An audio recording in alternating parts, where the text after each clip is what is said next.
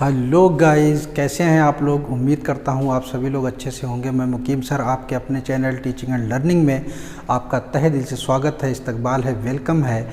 आज हम जो बताने वाले हैं वो प्रकारवाद संप्रदाय के बारे में हम आपसे बात करने वाले हैं, या कार्यवाद संप्रदाय।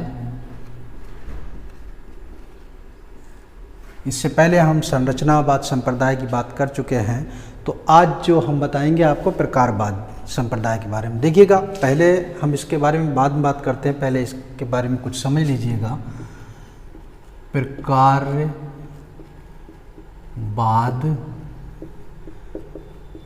संप्रदाय, प्रकारवाद जो संप्रदाय है, इसकी सबसे पहले विषय वस्तु की बात करी जाए। क्या विषय वस्तु इसकी रही है? आप सभी जानते थे कि जब इसके प्रतिपादक विलियम जेम्स हैं तो ये चेतना के विज्ञान के समर्थक थे। चेतना का विज्ञान समर्थक थे, लेकिन इनका ये कहना था कि चेतना के कार्यों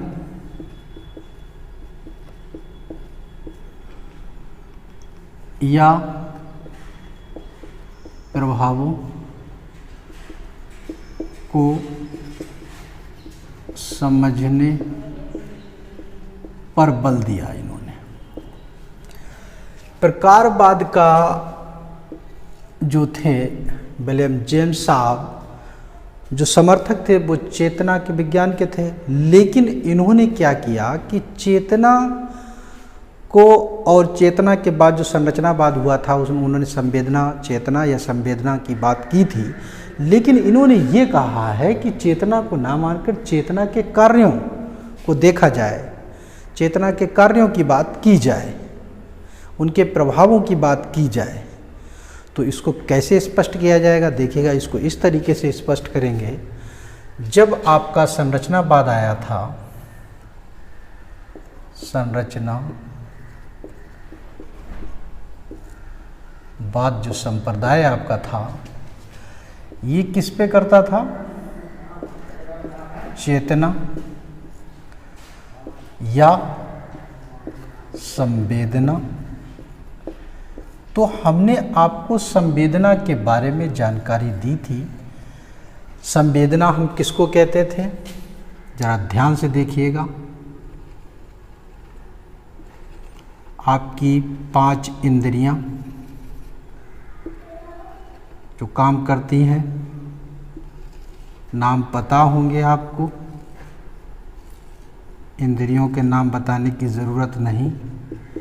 तो एक संवेदना बनती है इंद्रियों के द्वारा। किसके द्वारा? इंद्रियों के द्वारा एक संवेदना बनती है, जैसा कि संरचनावाद में बताया गया था आपको।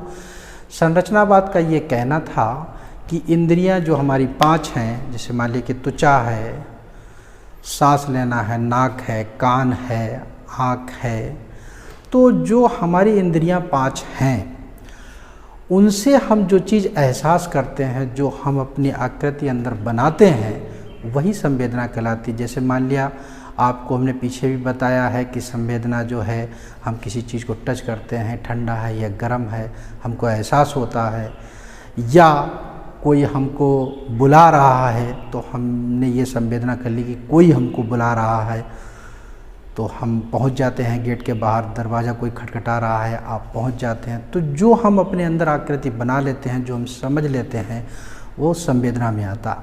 अब सवाल ये आया कि प्रकारवादियों ने ये कहा कि चेतना या संवेदना, तो उसको ना देखकर चेतना के कार्यों की बात की जाए। कार्य कैसे किए जाएंगे? संवेदना का जो पहला स्टेप है वो प्रत्यक्षीकरण। ये प्रत्यक्षीकरण जो है, नाम, पहचान, व्याख्या, समझना, ये बहुत सारी चीज़ें इसमें आती। कैसे आई, कैसे समझेंगे प्रत्यक्षीकरण के बारे में? जैसे मान लिया कि आपको किसी ने आवाज़ दी जिसे आप जानते हैं, और जैसे ही आवाज़ दी, मान लिया कि आप घर पे बैठे हैं और बाहर खड़े हैं, तो घर से आवाज़ गई और आपके यहाँ 4-5 मेंबर हैं और किसी ने आवाज़ दी, तो आपको जैसे ही आवाज़ पहुँचती है आप उसका ये पता लगा लेते हैं, आप ये जान लेते हैं कि हमारे बड़े भाई ने आवाज़ दी। यानी कि आपने संवेदना जो ली उस पर कार्य कर दिया कि हमारे बड़े भाई ने आवाज़ दी। क्लियर। अब जैसे मान लिया कि कभी कभी ऐसा होता है कि जैसे मान लिया कि पीछे आप खड़े हुए हैं और पीछे से आपका किसी ने हाथ पकड़ लिया। हाथ पकड़ने के बाद जैसे ही उन्होंने हाथ पकड़ा तो आप जब डेली जिससे मिलते हैं तो उसके बारे में जान जाते हैं कि ये हाथ हमारा किसने पकड़ा। आप समझ जाएंगे कि ये हाथ हमारे दोस्त ने पकड़ा। या कभी कभी ऐसा होता है, आप देखते हैं कि बच्चे खेलते हैं तो पीछे से आँख मूंद लेते हैं, आँख पीछे मूंदे, बताओ कौन है कौन है कौन है, तो आप बार बार ऐसे करते हैं तो उसमें आपका अंदाज़ा सही भी निकल जाता है तो कभी कभी गलत भी निकलता है। कहने का मतलब यह है कि जो हमने संवेदना बनाई और अगर हमने उस कार्य को पूर्ण कर दिया तो प्रत्यक्षीकरण में आ जाता है, यानी कि उसको हम पहचान लेते हैं। नाम भी हो सकता है, किसी की व्याख्या अगर कोई अगर सुन रहे हैं तो उसके बारे में जान लेते हैं। जैसे मान लिया कि आप गाना सुन रहे हैं और जब आप गाना सुनते हैं तो आप बता देते हैं ये किस सिंगर ने गाया, यानी कि आपने संवेदना बनाई गाने की, मतलब सुन रहे हैं आप, सुनते सुनते आपने बता दिया ये किशोर कुमार का है, ये रफ़ी साहब का है, तो उस कार्य को आप पूरा कर दिया। तो वो जो कार्य जो हम करते हैं वो प्रत्यक्षीकरण की श्रेणी में आ जाता है। संवेदना का जो पहला स्टेप है वो प्रत्यक्षीकरण है। इसी को ही ये कहा गया है कि इसी को ये देखते हुए ये बात यहाँ पर बताई गई है कि जब बच्चों को हम अधिगम कराएंगे तो अधिगम की प्रक्रिया में पाठ की विषय वस्तु होगी। जब पाठ की ये विषय वस्तु होगी और शिक्षण विधियाँ होंगी और मापन प्रक्रिया होगी तो ये प्रत्यक्षीकरण की स्थिति में आ जाएगा। प्रत्यक्षीकरण जो विषय वस्तु बनाई गई है चेतना के कार्यों की, तो कार्य जो है वो विषय वस्तु के द्वारा शिक्षण विधियाँ, शिक्षण विधियों द्वारा उसका मूल्यांकन करेंगे तो सीखने की एक प्रक्रिया बनेगी। इसी तरीके से और भी बहुत सारे तमाम एग्जाम्पल हैं। इसको समझ में आ गया होगा। अगर समझ में आ रहा है तो वीडियो को ज़्यादा से ज़्यादा शेयर और लाइक करें। ठीक है, क्लियर। इसको नोट कर लीजिएगा। नेक्स्ट देखिएगा। आज हम आपको जो वाद बताने वाले हैं वो व्यवहारवाद संप्रदाय के बारे में बताएंगे। इससे पहले हम आपको संरचनावाद और प्रकारवाद या कार्यवाद बता चुके हैं। तो देखिएगा, व्यवहारवाद संप्रदाय समझने के लिए सबसे पहले इसमें एक चीज़ जान लीजिएगा। ये चीज़ लिखी हुई है, अभी हम इसको आपको समझाएंगे, लेकिन इससे पहले एक चीज़ आप ये जान लीजिएगा कि व्यवहारवाद कैसे आया। देखिएगा, सबसे पहले जो था आपका संरचनावाद, ठीक है, और फिर आपका प्रकारवाद। संरचनावाद जो था ये चेतन या आप कर सकते हैं संवेदना की बात करता था, इस पर बल देता था। और जो आपका प्रकारवाद था ये चेतना के कार्यों पर बल देता था। तो आप ये सोच रहे हैं ये वाली चीज़ संरचनावाद के लिए है और ये वाली चीज़ जो है प्रकारवाद के लिए है। इन दोनों में जब बहस छिड़ी, बहस हुई, और कब से कब तक, 1912 से 1914 तक इनकी बहस होती रही, द्वंद्व होता रहा आपस में कि नहीं। प्रकारवाद का कहना था कि चेतना के कार्यों के बारे में जाना जाए। संरचनावाद ये कह रहा था कि चेतना या संवेदना के बारे में जाना जाए। आप समझ सकते हैं, आप जानते हैं अच्छी तरीके से, संवेदना हम उस चीज़ को बोलते हैं जिसमें हमें इंद्रियों के द्वारा कोई चीज़ हमारे अंदर बनती है या आकृति बनती है। हम सोचते हैं कि जैसे मान लिया कि अगर हमने पानी को छुआ तो वो ठंडा है या गर्म है, हमको एहसास होता है कि ठंडा हुआ या गर्म हुआ। या किसी चीज़ को हमने देखा या हमारे माइंड में ये आया कि मान लिया कि हाथी की बात कर दी तो हमारे मतलब अंदर जो है वो हाथी की एक आकृति इसी बन गई या घोड़े की बन गई। या मान लिया कि किसी ने आपको छुआ और छूने से आपको एहसास हो गया कि किसने हमको छुआ या किसने हमको नहीं छुआ। तो जो हम अंदर एहसास करते हैं वो हमारी संवेदना कहलाती है। तो यहाँ तक कहा संरचनावाद ने, लेकिन प्रकारवाद ने ये कहा कि नहीं, इनके जो चेतना के कार्य हैं उन पर ध्यान दिया जाए। तब जब जो चेतना के कार्यों की उन्होंने जब बात की तो कैसे इसको समझा जाए, तो संवेदना का एक जो फर्स्ट स्टेप जो हमने प्रकारवाद में बताया था, प्रत्यक्षीकरण। तो प्रत्यक्षीकरण का मतलब ये है कि जैसे मान लिया कि आप घर पे अगर बैठे हुए हैं और आपको कोई आवाज़ दे देता है तो आप समझ जाते हैं कि ये आवाज़ जो आई है हमारे बड़े भाई की आई है। क्यों? क्योंकि आपने उस कार्य को समझ लिया कि भाई अगर आवाज़ दे रहे हैं तो क्यों आवाज़ दी है, आपने उसको भांप लिया। तो जब हम किसी चीज़ को पूरा काम या पहचान लेते हैं या उसकी व्याख्या कर लेते हैं, वो हमारा प्रत्यक्षीकरण में आ जाता है। तो इन दोनों की जब बहस ये होती रही 1912 से 1914 तक, इसी दौरान बीच में इन दोनों के मध्य यानी कि 1913 में व्यवहार का विज्ञान बना आया। यही कुछ दिन चलने के बाद व्यवहारवाद की उत्पत्ति हुई। ठीक है, ये हमने इसलिए बता दिया कि व्यवहारवाद कैसे आया। तो व्यवहारवाद वो जो 1912-1914 के बीच में इन दोनों का जो द्वंद्व चल रहा था, बहस चल रही थी, उसी के मध्य व्यवहार का विज्ञान आया और उसमें आने के बाद व्यवहारवाद बना आपका। जब व्यवहारवाद आपका बन गया, व्यवहारवाद की उत्पत्ति हो गई, तो अब हम आते हैं व्यवहारवाद संप्रदाय। अब इसको समझने में भी आपको दिक्कत नहीं होगी, ये अगर आप थोड़ा सा समझ गए हैं। तो इसके प्रतिपादक जो हैं वो जे.बी. वाटसन महोदय, लिखा हुआ है। समर्थक स्किनर हैं, पावलव हैं, हल हैं, मैकडूगल हैं, एक दो लोग और भी हैं। और तीसरा अगर जो हमने पॉइंट लिखा है उसमें लिखा है 1912 से 1914 के मध्य संरचनावाद संप्रदाय और प्रकारवाद संप्रदाय के मध्य होने वाली बहस से व्यवहारवाद की उत्पत्ति हुई।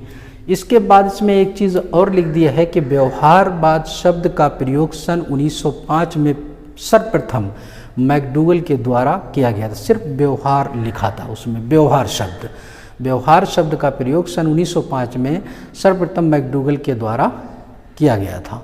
नीचे लिखा है मैकडूगल की जो पुस्तक है वो आउटलाइन ऑफ द साइकोलॉजी, ये पीछे भी हमने बताया है। और नीचे व्यवहारवाद की व्याख्या या वर्णन जे.बी. वाटसन ने सन 1913 में किया। अब ये आपको स्ट्रक्चर पता हो गया। इसके बाद जे.बी. वाटसन साहब की कुछ पुस्तकें हैं, तो पुस्तकें आपको मालूम है।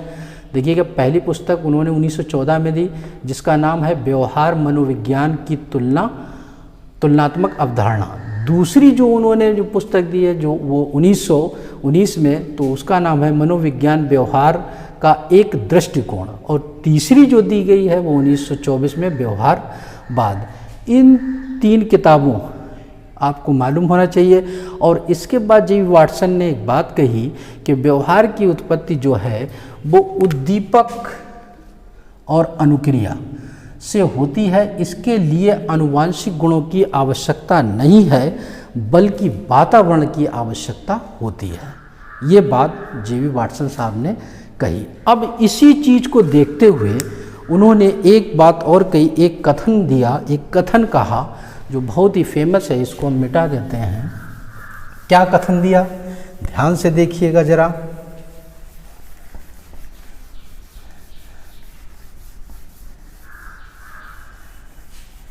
देखिएगा,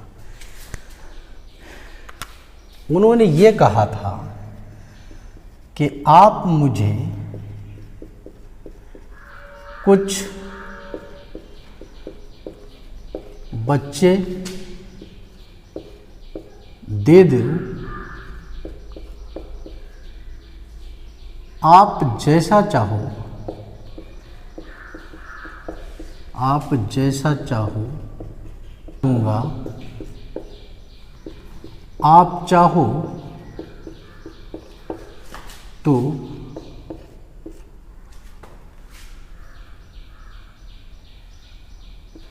शिक्षक, इंजीनियर, कलाकार, चोर भी बना सकता हूँ।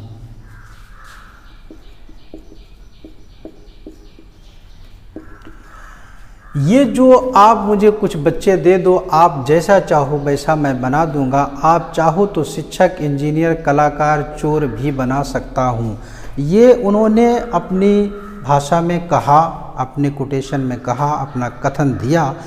इसी कथन से जो आज परिभाषा चल रही है वो ये चल रही है कि आप कोई भी बच्चा मुझे दे दें, आप जैसा चाहो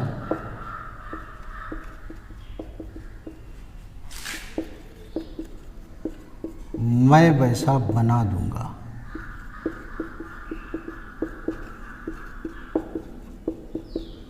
उनका ये कहना था। इसीलिए जो अभी हमने बताया था कि इसमें आनुवांशिकता की ज़रूरत नहीं पड़ती, इसमें सिर्फ वातावरण की ज़रूरत पड़ती है और व्यवहार की ज़रूरत पड़ती है। जब व्यवहारवाद का ये कहना है कि उद्दीपक और अनुक्रिया इसमें शामिल रहता है और इसमें आनुवांशिकता से कोई मतलब नहीं है, आप हमको बच्चा दे दीजिएगा, आप जैसा चाहेंगे मैं वैसा ही बच्चे को बना दूंगा। जो आज वाटसन साहब ने जो आपकी परिभाषा चल रही है कि आप कोई भी बच्चा मुझे दे दो, आप जैसा चाहो मैं वैसा बना दूंगा। कभी कभी ये भी लिखा होता है कि कोई भी बच्चा मुझे दे दो, मैं जैसा चाहूँगा उसको वैसा बना दूंगा। ये दोनों तरीके से बात एक ही है, लेकिन उन्होंने ये कथन दिया था, उस कथन में से ही ये परिभाषा निकाल दी गई। उम्मीद करता हूँ आप लोगों को ये व्यवहारवाद समझ में आया होगा। बाकी नेक्स्ट